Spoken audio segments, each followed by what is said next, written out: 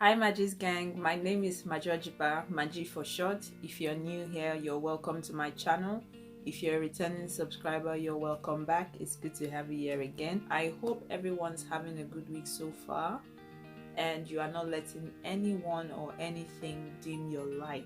So today I'm just going to be sharing a story time with you guys about my skincare journey and the most recent breakout I've had, which will happen to be the most severe breakout I've had in the history of having acne for me. It was a very emotional period for me, and I hope that someone actually benefits from the things I'm going to say in the video. This video is in no way seeking sympathy or empathy or whatever, but I just hope someone could relate and get encouraged by the things I'm going to say in the video. I hope you guys enjoy watching this video, and I will see you in my next one. Bye. This is a story about how acne almost destroyed my self-esteem and what I did to build my self-esteem back. Some of the images and clips in this video could be a bit too graphic for some, so if you fall under that category, please feel free to click out of the video anytime you begin to feel uncomfortable. It's completely okay. Hitting puberty came with its pros and cons, like it does for most of us. Acne was one of the cons for me.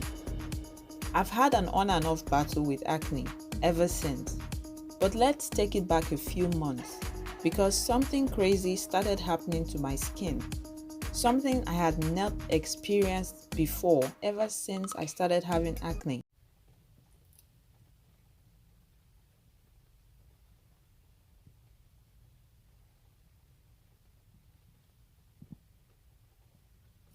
It is safe to call this one of the worst breakouts I've had in the history of my adult acne life. Or so I thought, but it got worse. Honestly speaking, it's really depressing, like spending the amount of money I'm spending on my skin to improve the look, the texture, the spots, and everything. I'm not getting the results. So I started using Epiduo yesterday, which was the 1st of November. It was prescribed for me by my doctor, alongside all the other products which I will, or I've shown you already, or I will show you depending on how I arrange the video. Yeah, so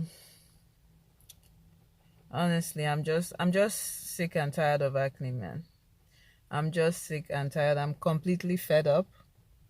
But this is me, and I hope the Epiduo actually works, because my main problem is the acne. When I get acne, by default I scar, whether I pick it or not. Like, I had a very bad breakout around my period last month, and that's what's giving me majority of this hyperpigmentation on my face. I didn't pick anything.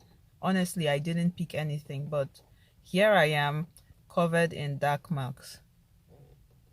I'm using my sunscreen, but honestly, guys, well, this is me. Fingers crossed it works. Epiduo, which I used at 9 times for a month.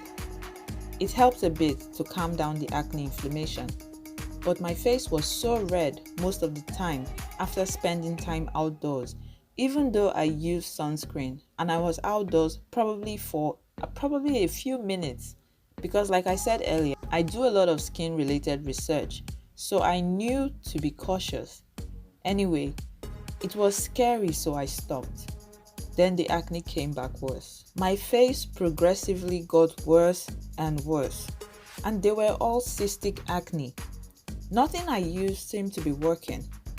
I went to a doctor and she told me my face was far too gone for simple topical medication and I needed to go on Roaccutane. I sunk in the chair instantly and felt really sad that she just drew that conclusion. But she is a doctor and probably felt that was the best for me, right? I left there feeling really depressed and cried all the way while driving home. I knew all about Roaccutane and its horrid side effects because I do a lot of skin-related research. So I said to myself, maybe I should see an esthetician. Maybe they could help me, as dermatologists are more expensive. I looked up on Google and found the best esthetician around my area. The lady I saw said a lot of things which I wasn't too comfortable with. She said I had melasma. Like, where did that come from? I know I don't have melasma. She also recommended I do blue light therapy to kill the acne bacteria on my skin. She recommended 6 sessions for a start. I paid for those. She further recommended I buy their products and stop everything else I was using. I mean, she didn't even care to check the ingredients in products I was currently using. All the products she recommended would cost me about 1,800 Australian dollars, excluding the blue light therapy. I told her I couldn't afford it, and she said, well, if the blue light therapy doesn't work, then I have myself to blame. Long story short, I did 1 out of 6 sessions of the blue light therapy, and I noticed my skin was becoming excessively dry and sensitive to the touch. I asked for a refund and never went back there again. People would say, wash your face more. Some would say, wash your face less. Some would just look at my skin in disgust. They didn't need to say anything. I'm sure I read their facial expressions correctly. Or maybe it was all just in my head. On this day, someone told me I looked gorgeous. I said thank you, but I didn't really receive the compliment because when I looked in the mirror, gorgeous was not the first word that popped in my head. As a matter of fact, I almost felt like she was mocking me. Depression kicked in more. At a point, I stopped catching the train back from work as it would be crowded and I didn't want to be up close enough with someone that they just stared at my face. So I spent a lot of money getting taxis from work to the train station I parked my car, which looked like the right thing to do at the time. I went to the doctor again to get a hormone test done because I suspected my hormones could be out of balance and I needed to be sure. The test results came back and my hormones were fine. So I asked, what could be the cause of this breakout? I was eating healthy and my skincare routine was good. My doctor asked me what my stress level was like. Then a light bulb came up in my head and I realized I'm actually under a lot of stress. Work stress, school stress, toxic relationship stress. She said, manage your stress levels better and let's see what happens. So I did. I will make another video covering the products I used. It took about 2 weeks to see any visible results.